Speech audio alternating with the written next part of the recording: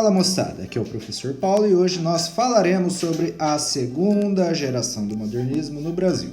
Falaremos tanto da prosa quanto da poesia.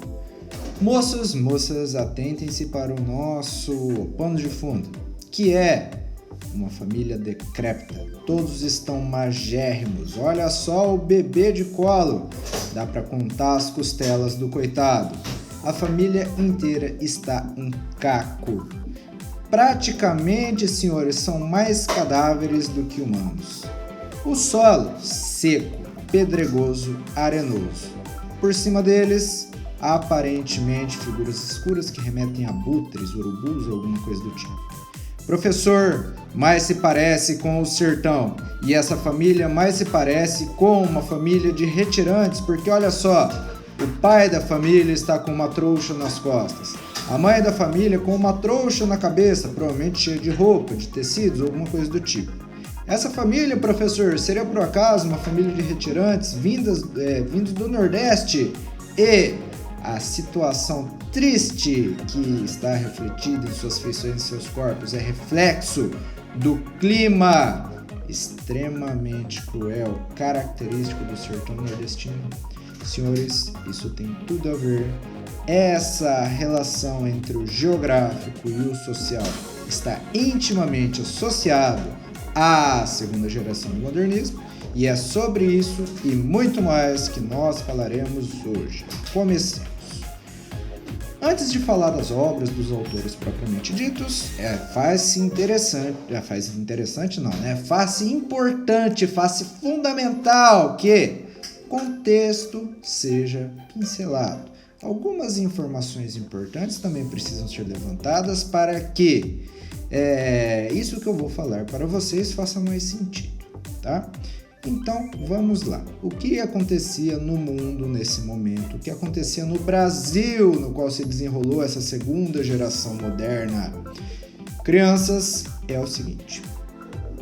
Como vocês se lembram, em algumas palestras atrás, a primeira geração modernista se deu com a Semana de Arte Moderna de 1922.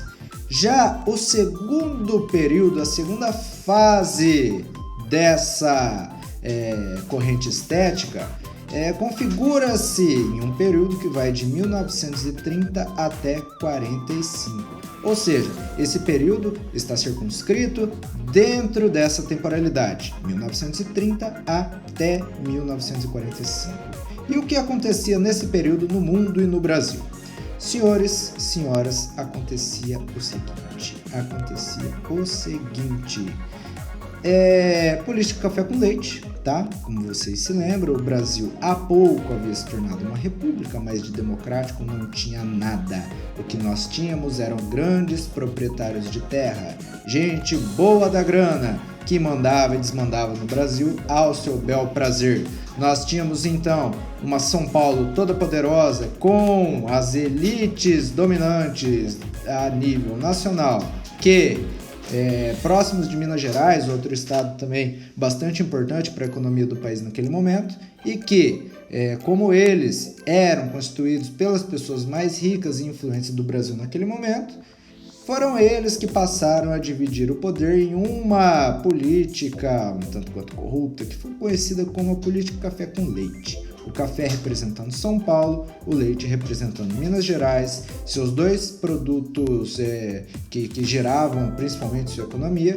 Então, café São Paulo, leite Minas Gerais, e nós temos esses dois estados em uma espécie de digamos, um cartel, né? Eles dividiam a presidência, porque ao passo em que um presidente era paulista, a próxima eleição deveria ser vencida por um mineiro. E os paulistas fariam questão de manter essa tradição, porque o combinado era o seguinte: e ao passo em que São Paulo estava no poder, Minas Gerais o apoiaria. E assim que a governabilidade do presidente paulista chegasse ao seu fim do seu mandato, era o momento de São Paulo apoiar Minas Gerais para que eles elegessem um presidente. E essa política durou um bom tempo, até que em 1930 acontece a chamada Revolução de 1930.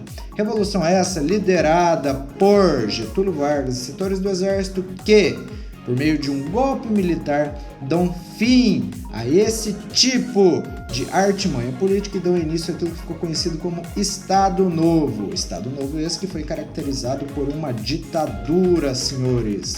Professor, uma ditadura nesse momento? Getúlio Vargas livrou o Brasil de uma artimanha política que se resumia à governabilidade por parte dos mais ricos? Sim, senhores, mas Getúlio ele próprio se tornou um tirano, uma vez que a oposição não era bem-vinda e a resposta ou a contra-resposta àqueles que ousassem ir contra as medidas adotadas por Getulhão seria respondida com violência, provavelmente uma bomba no seu carro ou um tiro no seu rosto. Fica a critério. E não sei se vocês sabem, mas ter o seu carro explodido ou a sua cara atirada, geralmente isso não é muito legal, tá? Professor, o que mais que eu tenho que saber? Eu não estou entendendo nada. O senhor está falando aí todo um contexto problemático que marcou a primeira metade do século XX. O que o modernismo tem a ver com isso? Senhores e senhoras, vocês podem compreender a segunda geração do modernismo como, bem entre aspas, uma extensão. Olha só, tá escrito errado aí. Ei, PowerPoint, intenção não, né? Extensão do primeiro, ou seja, uma extensão da primeira geração modernista. Por quê, professor? Como assim? Porque da mesma forma que as obras características da primeira geração, as da segunda também vão vir livres do rigor das normas gramaticais, existe o uso de coloquialismos, ou seja, frases e pensamentos e construções gramaticais que fogem à norma culta, são tanto quanto informais. No entanto, o diferencial é que aqui, na segunda geração, haverá uma maior maturidade por parte dos autores e das obras. Já não é mais uma crítica contra a padronização, já não é mais uma crítica contra os critérios que haviam sido seguidos até então na literatura e no mundo das artes. Não! Ainda era defendido a liberdade, o uso de versos livres, de versos brancos, a métrica ela era mais leve, ela tinha maior maleabilidade, não existia mais aquela dureza das escolas europeias, estipulando o que é arte e o que não é. Não! Aqui nós temos, então, uma extensão da primeira geração moderna no Brasil, mas que, por sua vez, diferencia-se daquela devido à sua maior maturidade. Professor, como que a gente vai identificar essa maturidade? Vocês estão vendo esse contexto extremamente problemático que eu acabei de mencionar para os senhores? Nós temos a política café com leite, nós temos Getúlio Vargas dando um golpe militar e dando início ao Estado Novo. Nós temos os extremismos varrendo o mundo nesse momento.